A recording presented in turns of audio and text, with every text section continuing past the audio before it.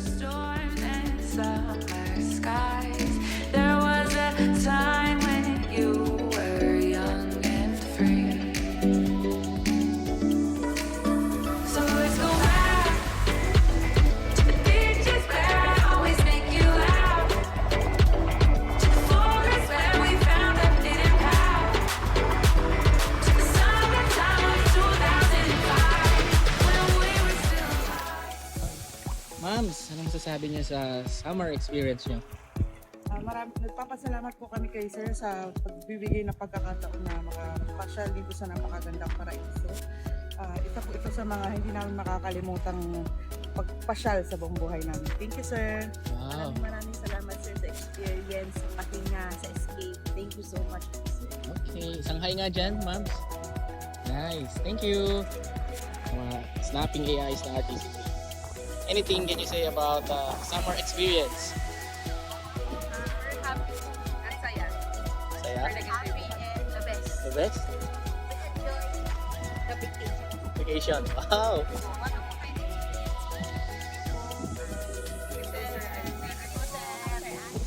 Isang hi naman dyan. Hello, good afternoon sa inyong dalawa.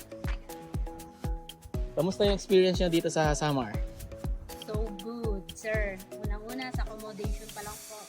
Ayos na ayos. Pagkain, super sarap.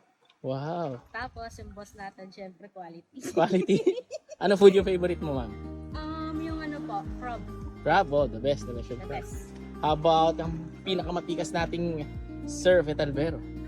Sa akin, sobrang saya sa experience. Buti sumama ako. Ako sa food, sir, hindi ko makalimutan yung kilayin nila dito. Napakasarap. The best. The best, no? Oh, favorite ko din yan eh. Okay, isa namang hi dyan. Hi! Thank you, sir. Sige po. Hi, Ma'am Marlene. Ayan, nandito tayo ngayon sa harap ng beach resort ni Sir Ana. Can you tell me something about your experience here? Grabe sir, super duper ang saya. Imagine sir, meron akong pag-aari. Pakikita ko sa inyo. Tingnan Ay, nyo. pag-aari. Ayan, Wow! yan.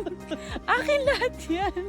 Lahat ng mo yan? nakikita natin. Lahat ng nakikita nyo, hindi yun sa akin. Kanino yun? Pero na-enjoy ko siya.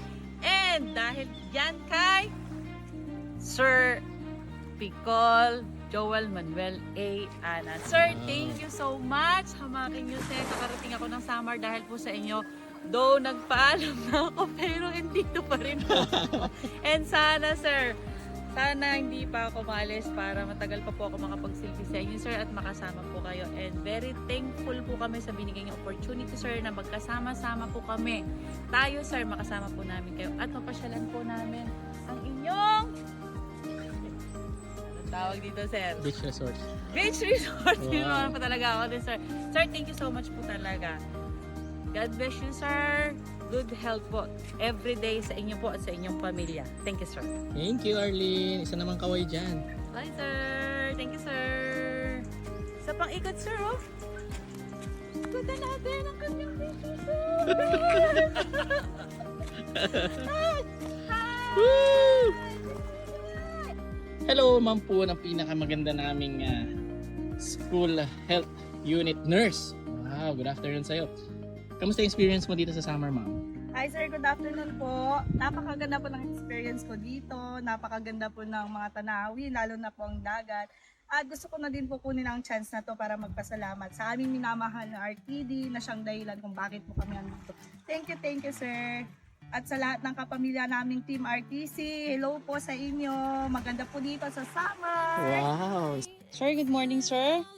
Can you tell me about your experience here in Samar? Overall experience, napaka-exemplar. Yan ang masasabi ko. Tapos, syempre gusto natin salamatan si Sir Ana, sa pamilya ni Sir. Talaga namang napaka-accommodating at napaka-init ng pagtanggap niyo sa amin dito, Sir.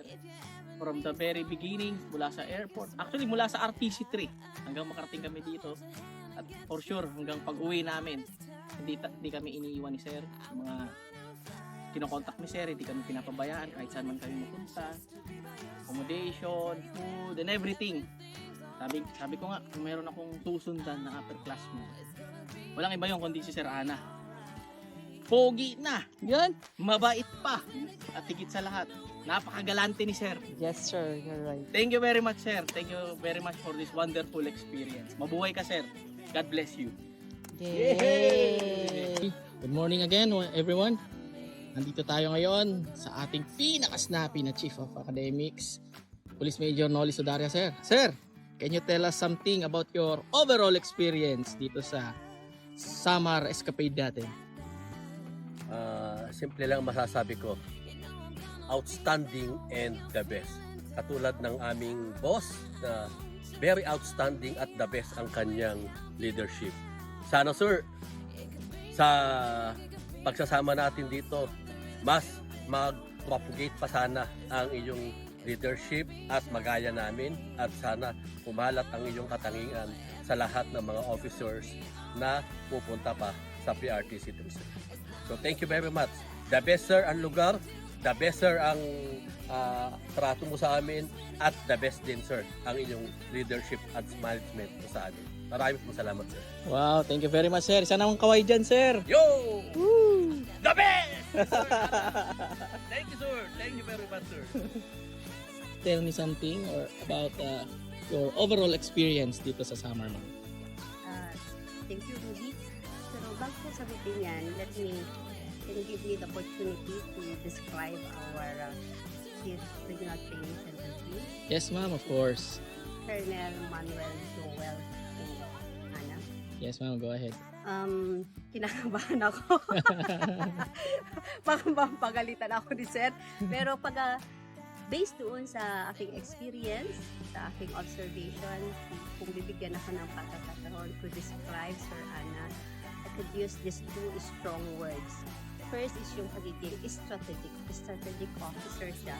Kasi una, tinitignan niya ang welfare ng kanyang tao. Alam niya na kung mataas ang moral ng kanyang tao, ma-achieve nila ang kanilang mission. Pangalawa, siya po ay isang gumagamit siya ng servanthood leadership. Kasi si Sir Ana, he doesn't only preach his order, kundi sinasabuhay po niya to at nawi-witness po ng PRTC3 po yon. Yun po yung pinakadalawang good characters or best character sa isang police officer. At yun ay si Sir Ana. Tama. Okay? Tapos yung experience namin po dito, wow, bihirang-bihirang mangyayari.